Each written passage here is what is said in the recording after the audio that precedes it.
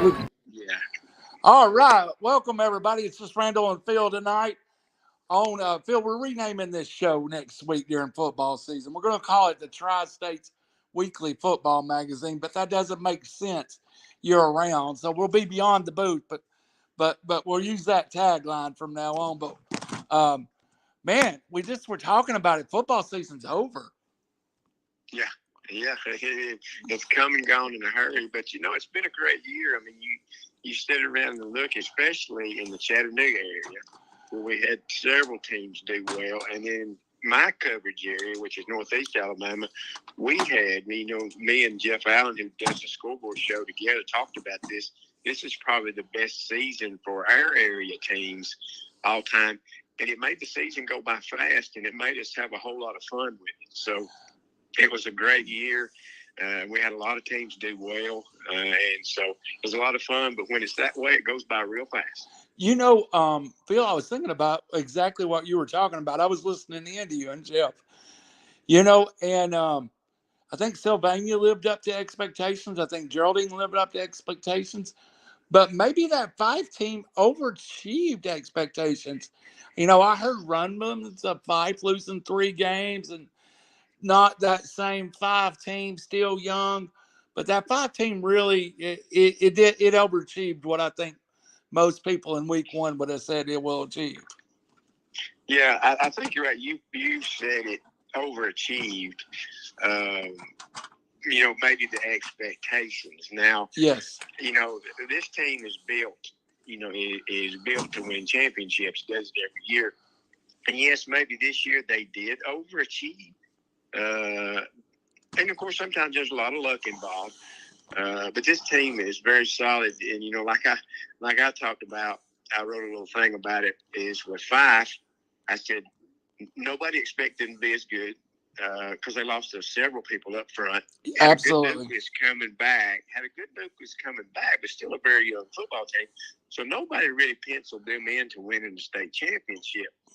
When they got beat by Geraldine first game of the year, a lot of things had to happen to get things straightened out there.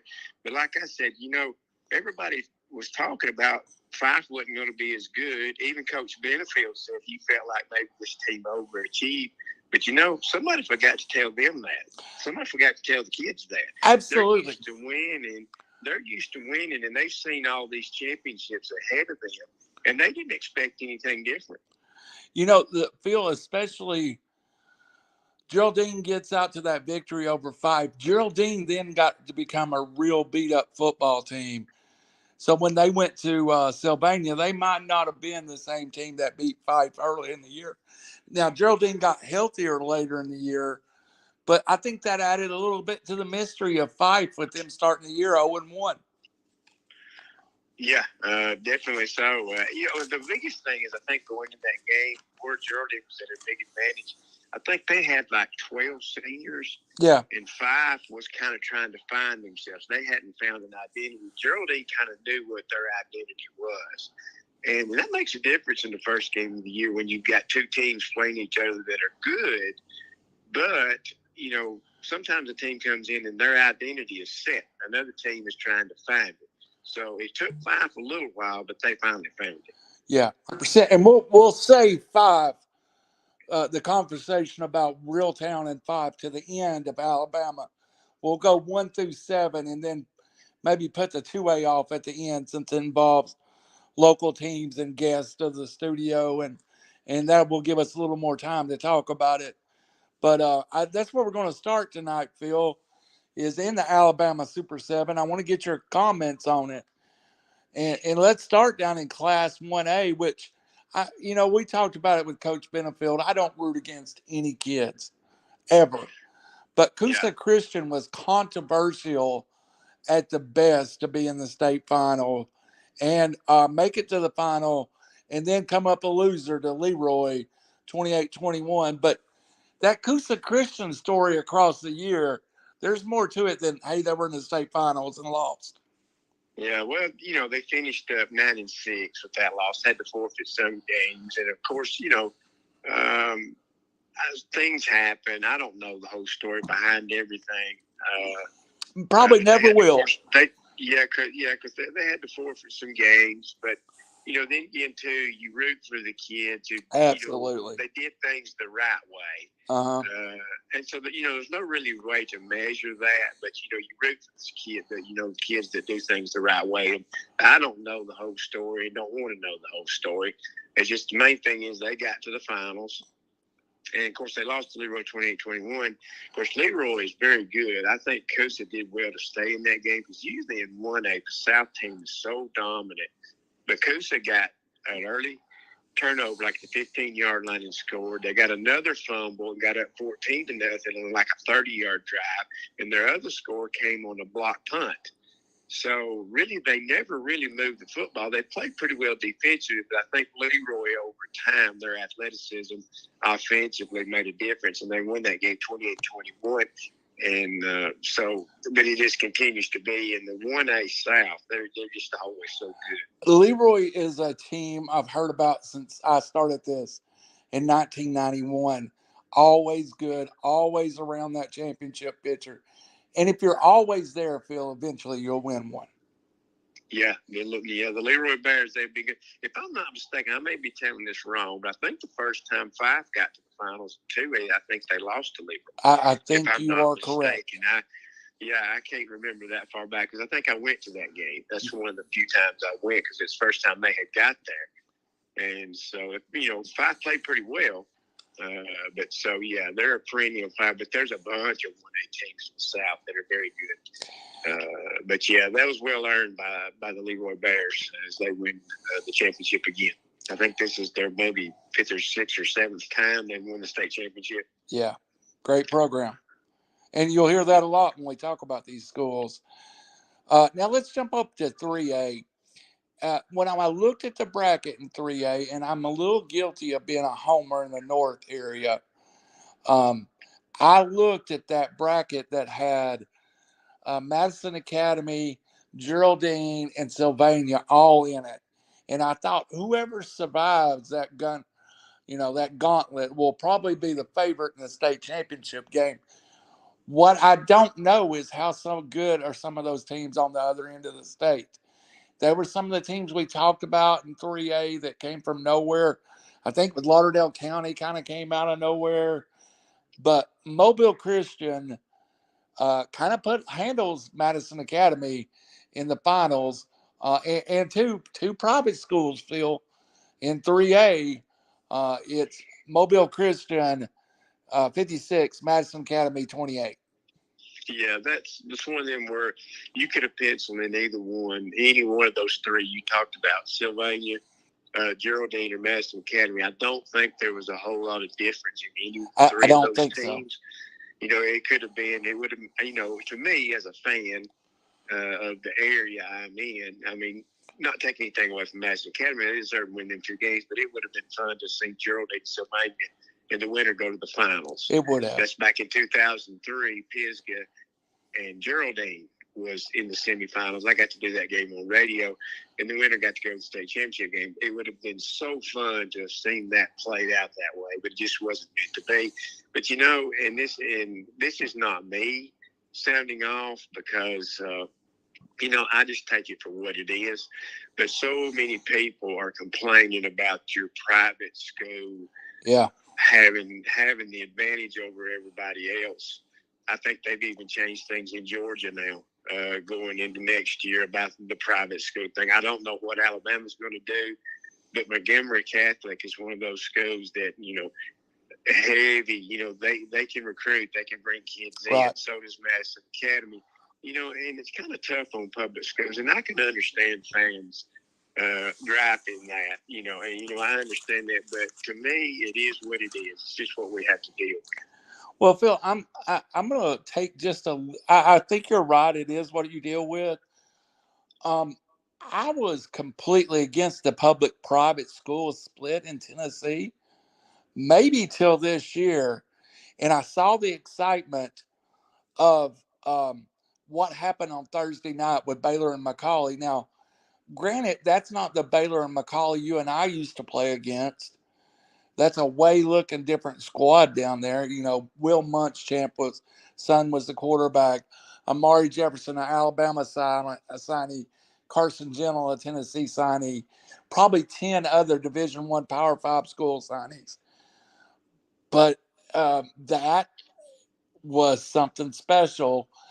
And also, one thing that happens when you free these private schools up, it may lift and elevate the level of football within the whole state. Because I do think there's some of that happening, that the whole state's kind of drug a little bit ahead with the private school split.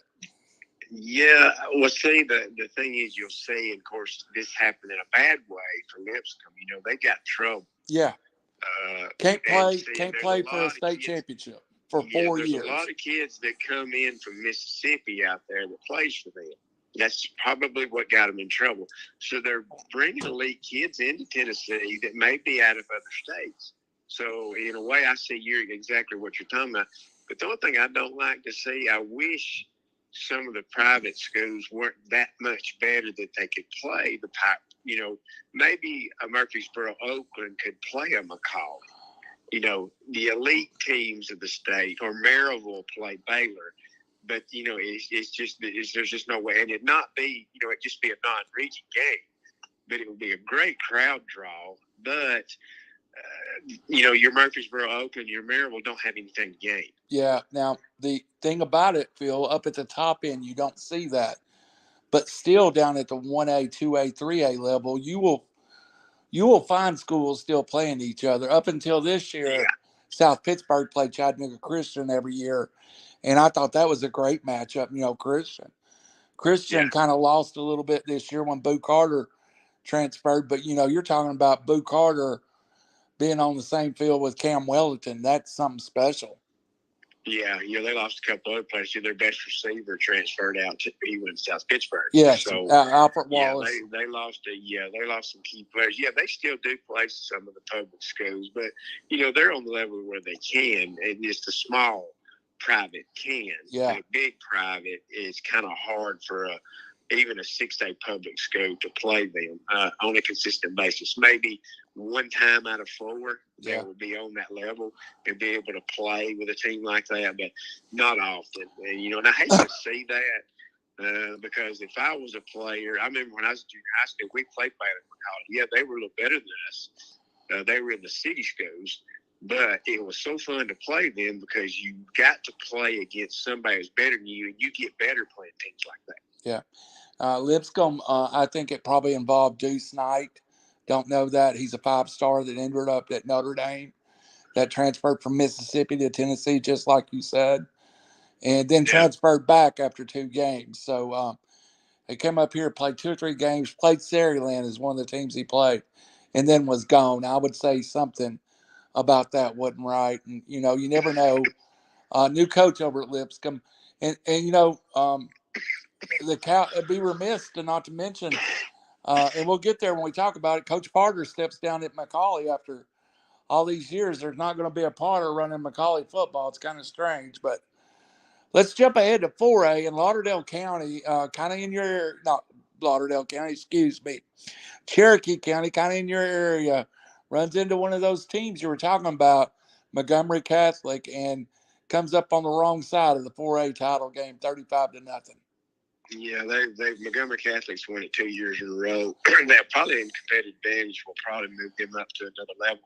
Yeah, I bet they'll be 5A more than likely because they've won it 2 years in a row. But Cherokee County had a great team. They hung in. It was 7-0 at the half. They had a goal line stand to hang in it, but Montgomery Catholic just took over in the second half. Cornell had a great year for Cherokee County, and they had a very good football team. And I hate to see them, 2 straight state runners up, but that's nothing to sneeze at. That's something to be very proud of. Just getting to play in that atmosphere means a lot. Absolutely. And then you look at, Coosa Christian, kind of from your area, Fyffe from your heartbeat. Then Madison Academy, kind of from your area, and then Cherokee County. You were well represented in 1 through 4A. Yes, definitely so. Yeah, definitely so. And it's good to see. That's what made it interesting for us to see so many teams. We had several get to the semifinals, but, at some point teams have got to bow out, especially when you run into Fyffe playing Pittsburg. One goes and one goes home. And so you hate to see that, but that's just the way it works. But at least you guaranteed to get one team from the area down there when those two got together. Phil, two teams I don't know a whole lot about come together in the 5A championship with Gulf Shores 21-14 over Ramsay. Well, I'll tell you one thing. Ramsay won the state championship last year. And Gulf Shores come in with all the accolades. They jumped out to an early 21-0 lead in that game. I watched a lot of it, but Ramsay picked it up on the defensive side of the ball and hung in that ball game. They got it to 21-14, but never was able to get the opportunity at the end. But Gulf Shores had a great team, but Ramsay, I was very pleased with the way they played and hung in that game, because when they got down 21-0, I said, they're fixing to get around this stadium. But they hung in there and made a game of it. You can tell they're used to winning, because as the game wore on, they played much, much better. Yeah. I checked the score, and it was 21-0. And I thought, well, this one's about to go the way 4A had went. So, credit to Ramsay for hanging in there. But Phil, the game, they are so good defensively. That's what keeps them in ball games. And once they adjusted to what Gulf Shores was doing to them, knocked down, quit giving up big plays, they hung right in there. When they make Gulf Shores work for their scores, then Ramsay was able to hang in it, because Ramsay was able to make plays then. Phil, the game I was able to find on one of the streaming radio sites, and I was so glad I did. I can imagine this was one of the best games down in Tuscaloosa. 6A finals. Clay-Chalkville, the home of Squirrel White, 31 over Saraland, who we thought was the best team in the state all year, 28. So Clay-Chalkville actually beat Saraland. And Saraland's quarterback come in, and I think it was 62 touchdown passes going into the game.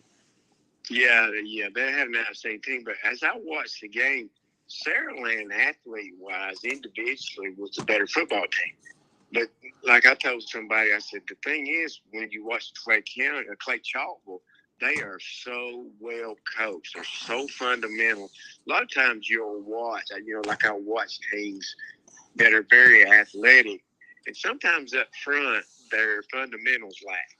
So a lot of times you'll get past that first wave if you've got a good running games, because their fundamentals lack up front. Now, they'll chase you down and run you all over the place. But with Clay-Chalkville, they are fundamentally sound on both sides of the ball, and that kept them in that ball game because talent-wise, skill-wise, Saraland had the advantage, but Clay County was just so well coached. They kept the ball away from Saraland.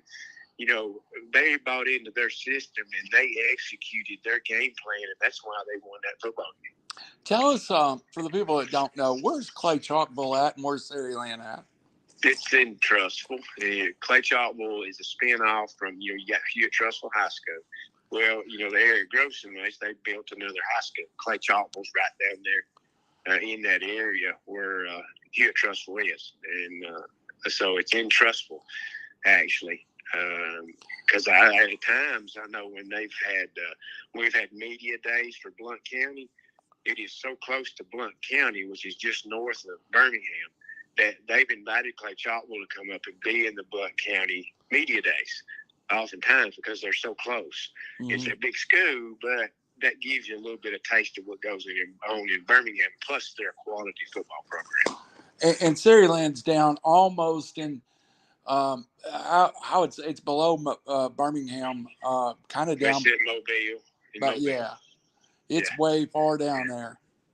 Yeah, it's down in Mobile, or basically close to Mobile, just outside of Mobile. Yeah, but it's not that school haven't been around all that long, but they have really grown into being a great program. Had some great individual athletes. Several players are going to the Power 5 conference level football players. I know there's one that's going to Alabama that's real good. So that's a great program. Beat Lipscomb earlier in the year. I don't know how many people remember that. But. Yeah, that's what surprised us. We felt like Saraland was the best team in the state, but Clay-Chalkville proved us wrong. It was fun to watch, because it was good to see Clay-Chalkville win one because it started out on our North teams. We started at 0-5, then Fyffe won and Clay-Chalkville won, so we got 2 wins out of the North anyway. 7A, Central-Phenix City over Thompson, 21-19. Thompson perennial power, Central-Phenix perennial power. And if I'm wrong, is Central-Phenix not coached by one of the Nixes? No, he used to be there. Okay. He was there at one time. Okay. But they kind of sort of dropped off the map there for a little while as Auburn had some good years. But Central-Phenix City back up there again. Of course, Thompson's a 3-time defending 7A state champion. So that's another one of those where that was kind of surprising. But it was a great football game. They held on 21-19. And that surprised me probably as much as Clay-Chalkville beating Saraland. I really thought Thompson's going to win it again. But Central-Phenix City, that's why you play the game. Yeah. And it's a good thing this year in the Super 7, there was several good football games. There was a couple of blowouts, but for the most part, most of them was real good. Even Cherokee County, it was only 7-0 at halftime. But it just kind of come apart on them in the second half. Phil, how do you feel about the rotating sites? My only thing about it, and I know it's great for the kids, when hey, I'm going to get you to play at Bryant-Denny. Hey, I'm going to get you to play at Auburn. The thing is, when you watch it on TV, it's empty. I'm not really sold on that much. It's like when I did basketball. We go to Jacksonville, and the place is full. Mm-hmm. Atmosphere is wonderful. Then you get to the Birmingham Jefferson Civic Center. It's empty. It's destitute. The crowd noise you hear is echoes. Yeah, I did it. And that's the way it is. I know it's the way it is right in too. I mean, you can hear some of the people screaming and whatnot. And for the most part, it's echoes. So that's the only thing I don't like about playing in that big of a venue. You look down there and everybody in every community is there at the ball game, but it looks like there's hardly anybody there. When you put, it looks like the fourth quarter of an Alabama game with 64-0, and there's 3 minutes to go in the game. When you put 10,000 people into a 100,000 seat arena or stadium, it's hard to even look right. And I know it's great for the kids to get to play in that atmosphere, to play in a place like that. But I just think you could have a better atmosphere. But who knows? I mean, I guess that's the best way they know to do it and best way to make money. But in my senior year, we played at home. There's 3,500 people in Valley Head down here, a little old tiny small stadium. But the atmosphere was just wonderful, and people still talk about it. And next year, I guess they'll rotate back to Auburn, correct? Yeah, they'll go back to Auburn. And eventually, I don't know how they're doing that, but eventually it'll be in Birmingham. And then it's a bid process in Tennessee. Georgia is brand new. I actually like the way Georgia used to do it. We'll talk about it in just a second. Georgia used to bring their semifinals to the Mercedes-Benz Dome and then play their finals by who was the higher seed. And I kind of like that. More team got to experience the Georgia Dome, but now it's the finals are only there.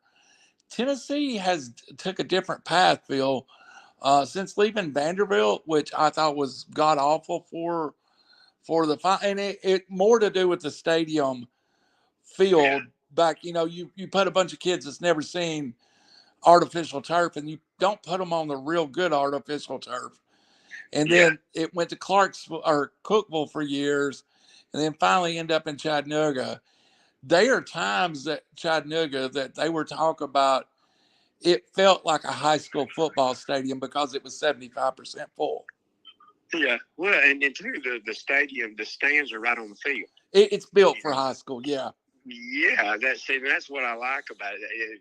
Like when I told somebody, we was talking about the Baylor McCallie game, somebody ain't interested in Baylor McCallie. I said, they sold 16,000 tickets pre-sale.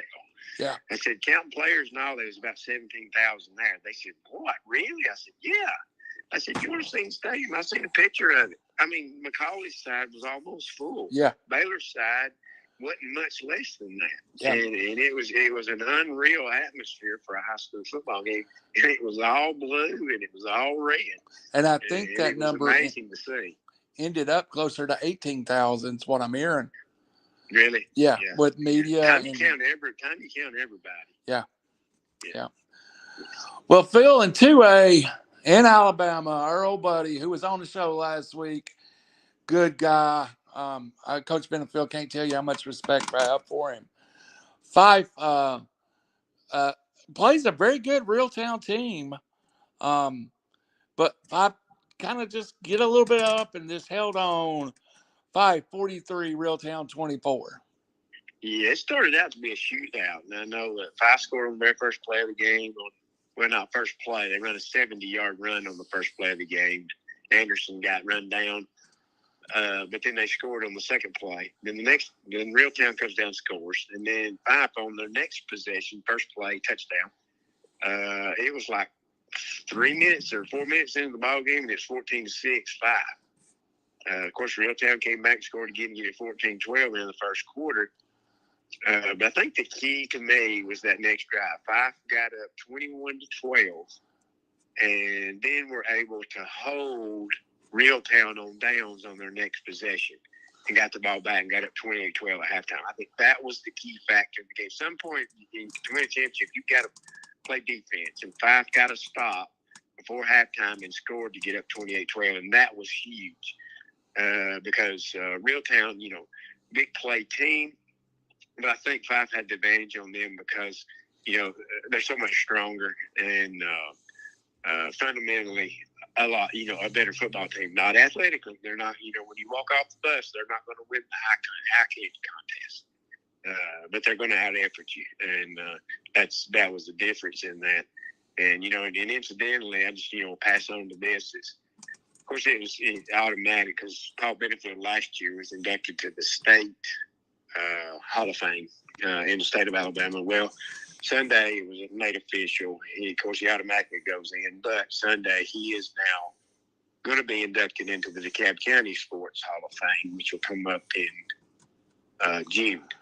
So that's another award that man wins. And I know Teddy Helms, I know this from Collinsville, tells me all the time. He goes, I don't even call him coach or Coach Different anymore. I just call him legend. Yeah. And he said, even if he likes it or not, that's just what I call it. And so, but it's amazing what that football program's done. And like I told somebody, what Fyffe has done around here, and we talked about it with Coach Benefield, is they have set the measuring stick for everybody else. And I really believe they've made everybody else better around here. You saw Gerald didn't get to the semifinals and quarterfinals last 2 years. Sylvania got to the semifinals and quarterfinals last 2 years. Fyffe to the semifinals 2 years in a row. They had back-to-back second-round playoff appearances. They've never done that before. So, I think Fyffe, the program, is the measuring stick, and everybody else has brought their game up. When the kids play them, other teams play them, they know they've got to play their best. And it's made them better football teams by playing against the Fyffe success. So, I think he's helped raise football in our area to another level. Phil, back in the 90s and stuff, growing up or being down there, the power really wasn't on the mountain. It was more over to the Sand Rock area and over the Piedmont. And now it seems like it's kind of shifted over to the DeKalb Jackson County area. Yeah, of course, what's helped too, over the years, you remember back in the days when we had Hazelwood and Cortland. Yeah. And Colbert County. Clay County. Well, those schools aren't around anymore. Yeah. And we still had very, very good programs around us, but I think that kind of opened the door for some teams around here because like Lineville and Clay County, they combined to Central High School of Clay. So, you lost those two programs, but now you've got a 5A school down there. But, that helps some because every time we played those teams from around here, we lost. Very rare. I know one year back in about 87 or 88, Fyffe beat Hazelwood 15-13. But that was a very rare that ever happened. Most times those schools like this dominated us. But now it's a lot more even for us around here. And, these kids have raised their level of play, too. We're able to play with the Lauderdale counties and your Colbert counties and your Madison academies. It wasn't too long ago. We couldn't play with Madison Academy. And, of course, they dropped down to 3A. And it may move them back up to 4A. I'm not sure. I hadn't seen the total list. I know Ryder drops to 1A. Cedar Bluff goes to 2A. Fyffe, no official word on them, but it's kind of changed things around here some. The good thing we do have in the public-private school part of it is we have competitive advantage. If a private school does good, like gets to the semifinals 2 years, then they move up to the next level. They automatically, because of competitive advantage, the Coosa won't be 1A anymore. They'll automatically go to 2A because they got to the semifinals last year and got to the finals this year. So they move up to 2A now. Yeah, we've got big roadblock, and that's the thing about it. And people ask me all the time about the roadblock that's in Knoxville, which Maryville's kind of been handled, but Alcoa, they talk about it 3A. Those are public school field, but Knox County has an open enrollment policy where you pay $75 and basically you can change schools. And over the years, Alcoa's became the destination for football players. Yeah, they've been good year and year. Was they won like 7 championships in a row or something like that? I think they've either played or won 16 out of 17 or something ridiculous. It's getting to that number now, So we had our best team ever and couldn't stay on the field with them. So that's one of them where you won't play in a different division to avoid them. Yes, absolutely. Let's play up. Yeah, let's play up. And we talk about Upperman might be doing that very thing and make it to the state finals in 4A, and don't know that they would have in 3A. Phil, over the Super 7 that was down there this weekend, give me one. Hey, we said it early in the year, and they held serve, and there they are winning a state. By the way, Aaron McKenzie does say Patrick Nix is now currently the head coach of Phoenix City. There he is. Okay. Yeah, so I didn't know that he had left. He must have came back at some point. Yeah, I don't know. He was, I forget where, but I thought he had left when Patrick went to Oregon. Yeah, me too. When Bo went to Oregon. I think he did, but we'll get to that sometime. Give me one team that I thought I said in August they'd win a state, and one team that won that you just kind of go, didn't see that one coming. That was Clay-Chalkville winning over Saraland. I just thought Saraland was going to win it hands down. Clay-Chalkville was a surprise to me. Really, I guess you could also maybe the second team would be Fyffe to get there again. I thought, well, they're going to have a good team, but I don't know if they can run the table and win it again this time. But somehow, some way, they did. They did a good Locust Fork team, did a good Pisgah team, and of course, they did a good Reeltown team.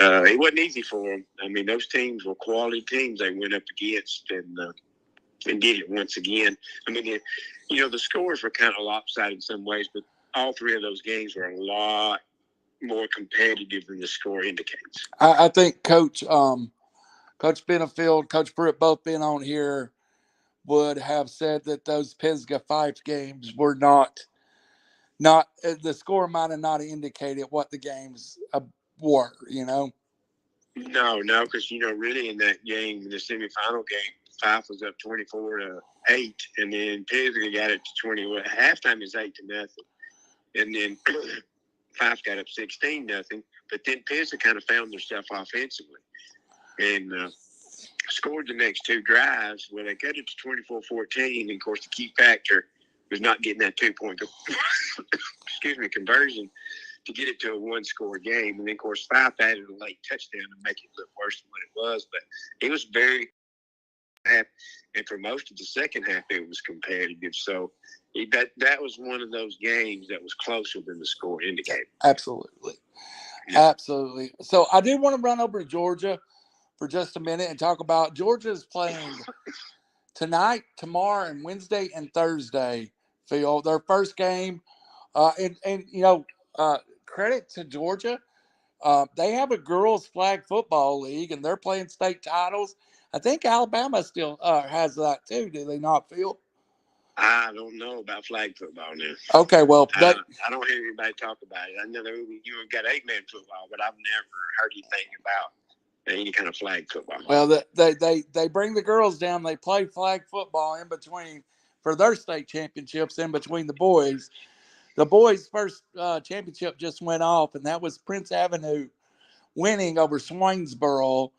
Later tonight, though, the one I want to be interested in, Class A Division II, you have Manchester against what has been a team I thought has been kind of on a mission, Phil, in Bowden. Yeah, Bowden worked their way into the finals. I didn't realize how good they were, but they just kept picking off people. And all of a sudden, they're in the finals playing for a state title. They're not too far away from us, so, pretty good ways out. But they're close enough to where, you can kind of keep up with them because they play a lot of the teams around the northwest Georgia area. Yeah, I was looking at, there's a Georgia fan website, and you never know who gets on there, but Bowden was a heavy favorite on that website. People picking the game, so I'll be interested to see what happens. Tuesday, Greenbrier at Lithia Springs in Fyffe. Yeah. That's girls. Never mind. Pierce County versus Rockmart in 2A to start at 11 p.m. tomorrow. And Rockmart, another one that's kind of in our area. Yeah, they're not far south of Rome. Not very far away at all. Yeah, they're one of those that plays a lot. Of course, they probably play more teams like Rome. Yeah. And people like that rather than they do up when you get up here to the Gordon Lee and LFO area. They're down there around be around the Rome area. So, but, they're a team that's known around here. Stockbridge versus Perry at 4 o'clock tomorrow. And Woodward versus Thomas Central tomorrow at 7. On Wednesday, it is going to be Cedar Grove versus Savannah Christian. And in 5A, what should be just a classic 5A game, Creekside versus Coffee County. Phil, that's Wednesday at 4. We can get the Georgia games up here. I got that one set to record. And 7A, Milton plays Walton, and that'll finish up the Georgia. Bill, do you ever think we can have a pure North team make that run again? I mean, it's been a while since the Dalton or the Ringo or Lafayette has made that kind of run. Well, the way somebody I don't know how they've done this, but somehow, someway in Georgia, they have even the table to where you got that private school affected. So you can see that happen again. Because, I know the classifications are different. I know Gordon Lee's in with a bunch of teams, and it's like Class 2A small, or something. I don't know how they Division 1 how they did that. Small Division 1. They play a lot of the teams that they're familiar with, so that's I think that will open up the opportunity for a team like that to make a run in the playoffs. I kind of looked at it a little bit, but I didn't go really in depth. But they changed it up some to try to even the field a little bit. One like Gordon Lee had some schools in their region, like Atlanta Engineering High School. So it's going to be a little different look. Phil, just we'll go over Tennessee real fast and we'll call it a night. But just get you to some reactions. I know we talked about this in depth last week. Private schools, CPA over Boyd Buchanan, 35-13. Middle Tennessee Christian over Friendship Christian, 28-13. And McCallie in the big one over Baylor, 34-28. Phil, I'm a big believer that Thursday night was a special night in Chattanooga. Yeah, definitely so. Did you see the play? I didn't. I saw it on Instant Replay. I saw it on the internet. But where the boy from McCallie caught the pass, the Baylor boy hit him at the goal line. The ball popped up there. He intercepted the pass, but they said he had already broke the plane. Yeah.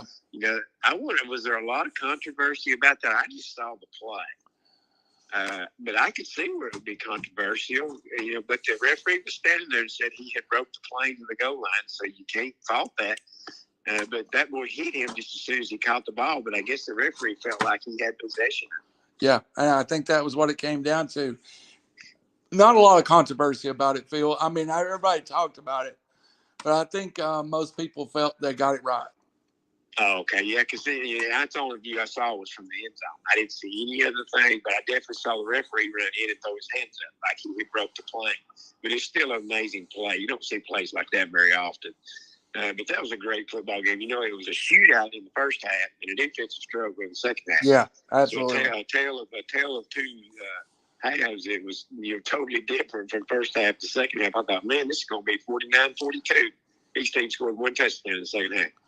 You know, and Boyd Buchanan got there. They lose to CPA. CPA coached by Ingle Martin, a former Florida quarterback. Of course, Boyd Buchanan coached by Gary Rankin, the living legend up at Alcoa. But they started 3 freshmen, Phil. You got to feel that Boyd's going to be back. Oh, yeah. I mean, that's one of those teams you really didn't expect them to be there and go undefeated. Somehow they got there and get all the way to the finals. That's pretty darn good, but they went against a real good football program. Alcoa over East Nashville, 42-20, and that's 3 years in a row. East Nashville has been the West representative for 3A football, and 3 times they've run into Alcoa. Yeah, and not many teams have fared very well against them anyway. So, but hats off to East Nashville because just getting there 3 years in a row, getting to play Alcoa, that's a good football program. It's not a shame to be a runner-up in that classification because you're going against probably the best. Yes, and of course the big one to us, and we're still celebrating it, and we will. I talked to Coach Gilly today. We just haven't made plans to when it's going to happen. We're going to try to get some of the young men. A lot of the South Pittsburg players played in the East-West Tennessee game Saturday, so they pulled double duty playing last week in the state finals and then playing the East-West All-Star game Saturday. So South Pittsburg over McKenzie, 14-7. And Phil, having watched that game and seen every game, you talk about physicality. I think South Pittsburg kind of beat their will into McKenzie in that fourth quarter. Yeah, I think their quarterback got hurt and they kind of changed things up.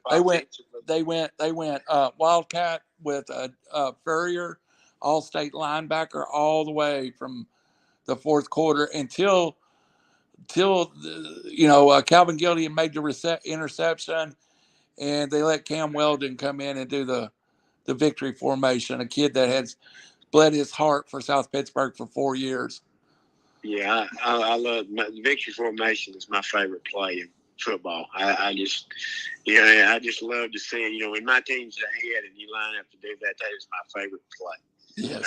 So that's one of them where, hey, let me play quarterback, take a knee. Would you let me do that just one time, Coach? That would be a thrill to get to do because that's wonderful for South Pittsburg. Once again, McKenzie made them earn it, but South Pittsburg got it done. And the thing is in that championship game, Randy, I said, you really think about it, is South Pittsburg during the year didn't have a whole lot of adversity. So hats off to them to be able to step up when things weren't going their way.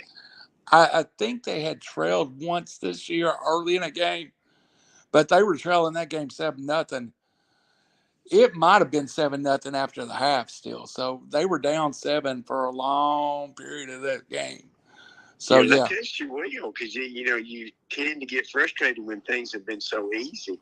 Yeah. And you got to go to work. But you just kind of sort of, and I'm sure there was a little mouthing and huddle back and forth because it probably got a little frustrating for them. But I guess after a while you kind of settle in and say, hey, we better go to work or we're going to lose this thing.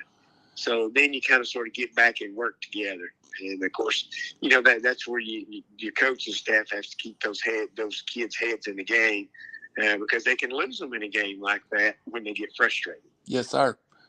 Yes, sir. Well, we're going to have some of the South Pittsburg kids on here. We're going to talk a little bit before we get off here about what we're going to start doing next week, too. And then the celebrity appearance of the weekend, of course, was in the Knoxville Nashville Page 5A finals where our friend Jelly Rose showed up with his daughter, and of course was on the sideline, who attends Page, but it was Knox West winning the game 24-19.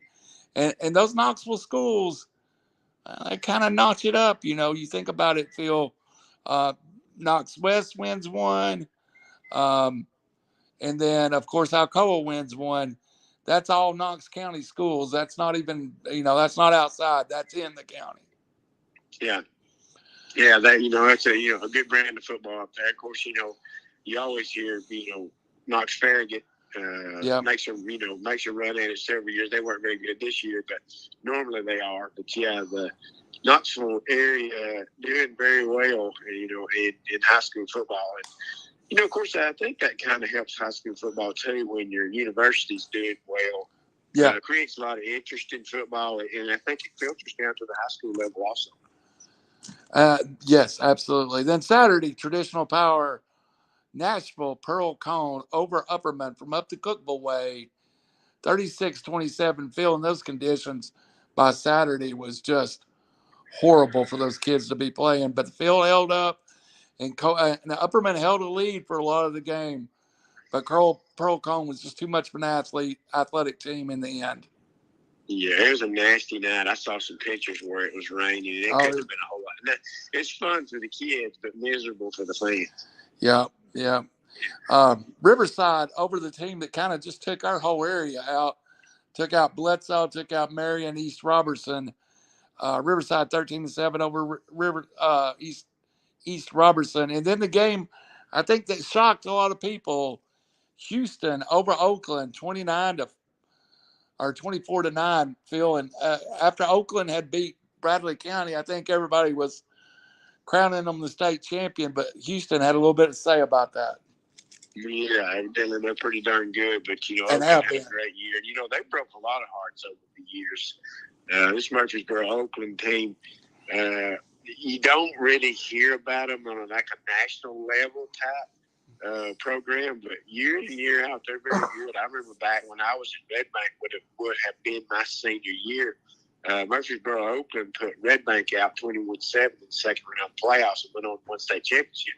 So it's a great program. They've always been a great program. But, Houston evidently must have been pretty darn good to beat Oakland, because after Oakland beat Bradley Central, I'm like you. Oakland's going to win it, but it didn't happen. Well, Phil, I hate to talk about football wrapping up, but we do have a little bit of an opportunity here, and we'll just talk about it for a second. Don't even know how to do it completely yet.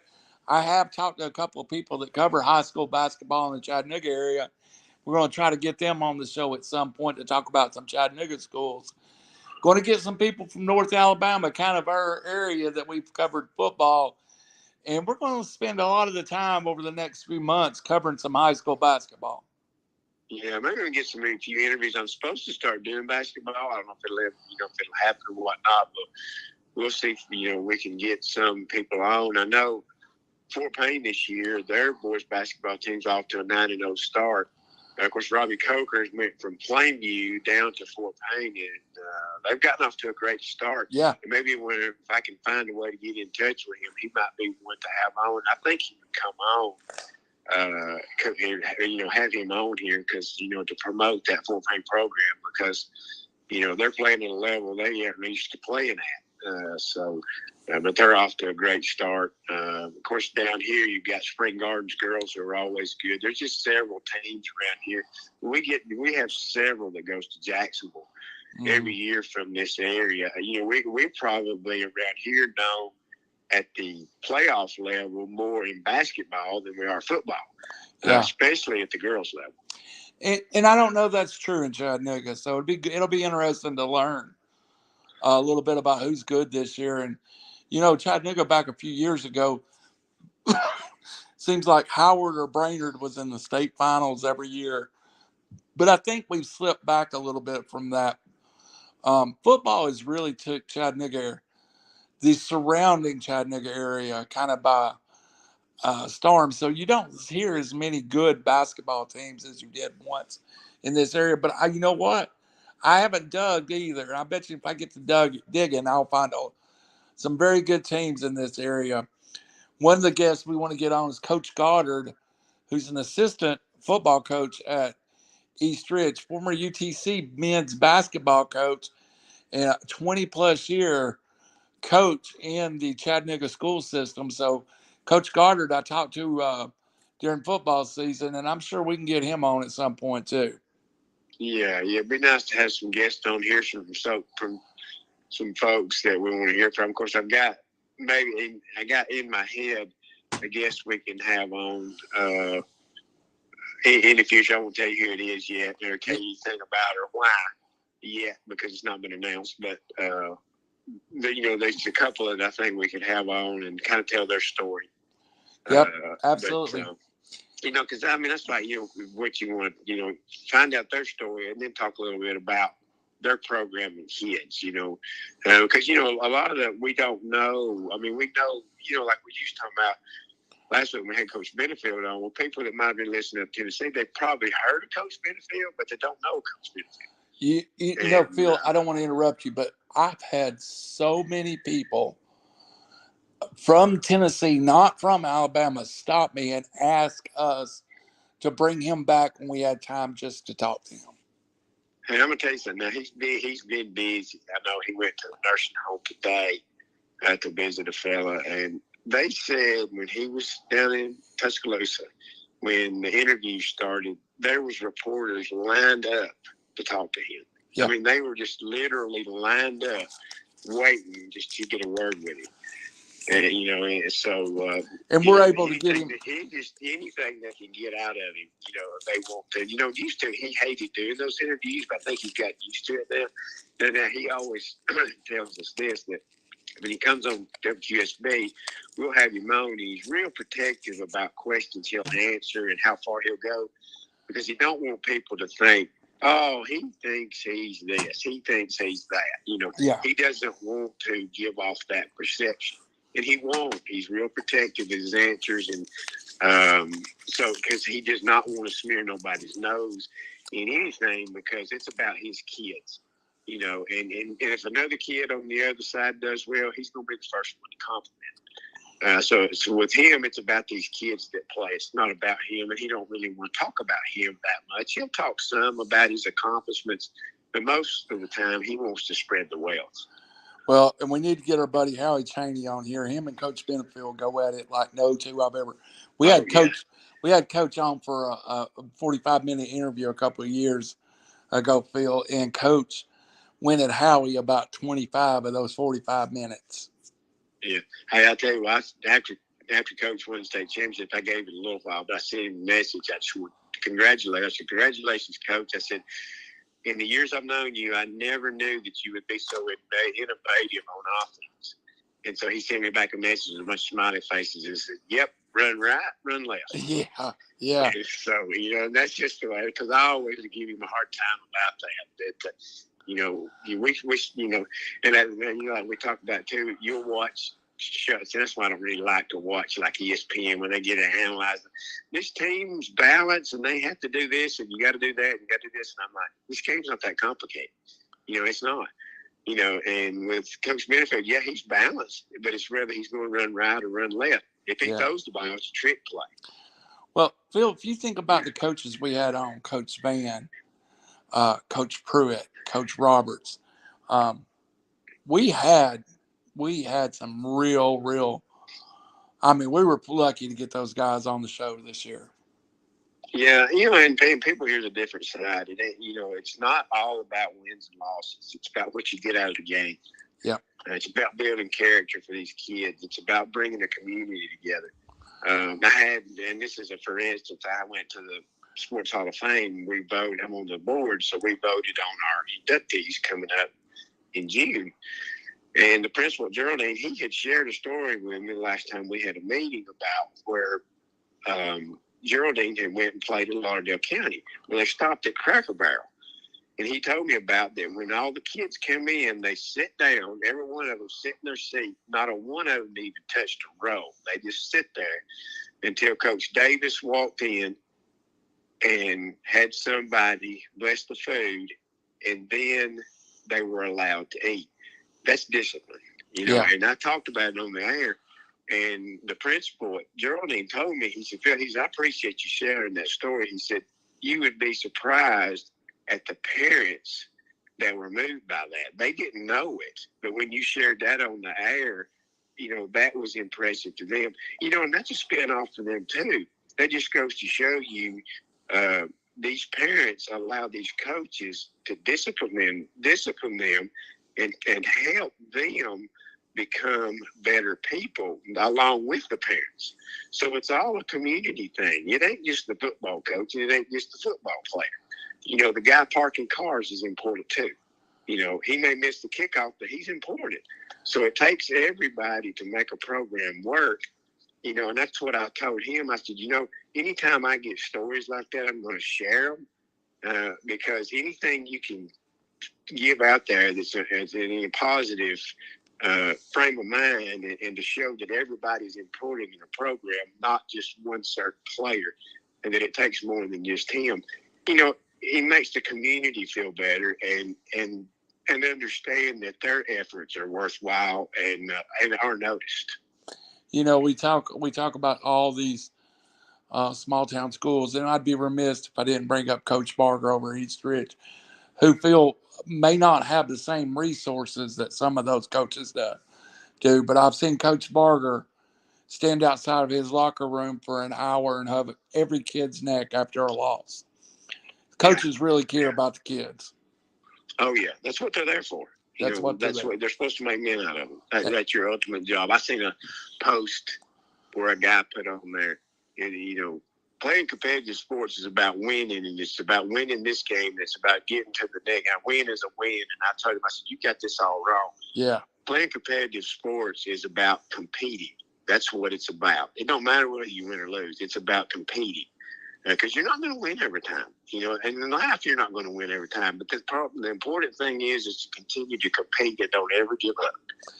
And even what we've both done for over 30 years, it's about the young people and about being able to cast a little bit of this positive light. And they deserve it, Phil. Good kids grow up at the ball field. Yeah, but if it wasn't for them, Randy, we wouldn't be doing this. No, sir. These kids that participate in this and sacrifice, and if it was easy, everybody would do it. It's not easy, but they make it worthwhile for us, and we owe it to them to pat them on the back. Absolutely, and we'll get on to a little basketball starting next week. May even run into a little college basketball.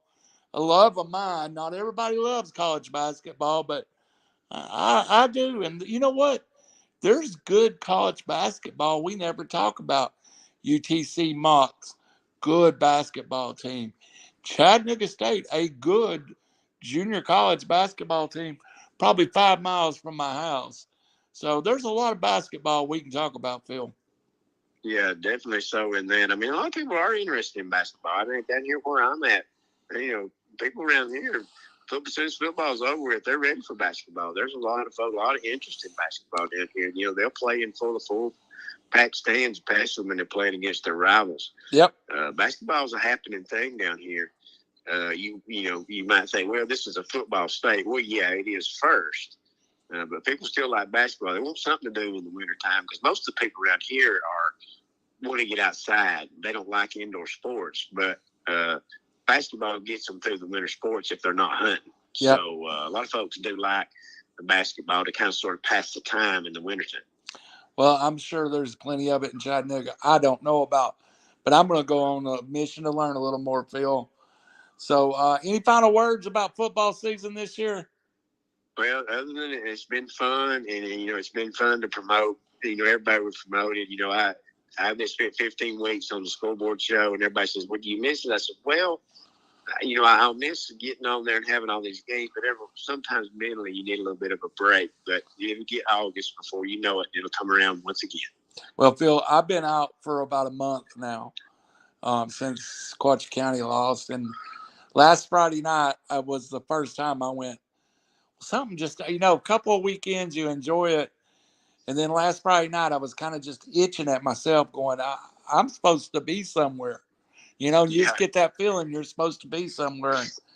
And I do want to bring some of those kids on. We've got My buddy Sam Evans being recruited from over at Sequatchie County right now. A few of those kids, now that the season's over, we might be able to sneak them in for an interview here and there too. Yeah, that'd be nice to do because, anytime you can promote them, it's fun. It's a lot of fun for them because just like when we have our media days down here, you want the kids to talk. I mean, that's what we challenge them. The coaches will bring 3, 4, 5, 6 kids on stage, and we challenge them. We want them to speak and get used to public speaking because you never know, that might be their destiny. That might be what they do later in life, be a public speaker, a preacher. You don't know when that's going to benefit them, so you need to kind of sort of bust their knuckles a little bit and make them talk a little bit. And I think the coaches like that too. It's fun for them. They enjoy it, and it's one of the few times that the coaches can kind of enjoy things with kids outside of football practice. That's true. That's true. That's true. Well, it's been a heck of a ride. Don't forget to join us next week as we start on our journey. I'll get the shows out earlier while we're doing this, so you have a little moment maybe to see who we're doing and who we're talking to. And, I'm real bad during football season to put this together at the last moment. I'll try to get it out a little earlier during this off season, and, maybe even get a little baseball going here later in the year. So for Randall Cunningham, for Phil Harris, this is Beyond the Booth, and we'll see you next Monday night.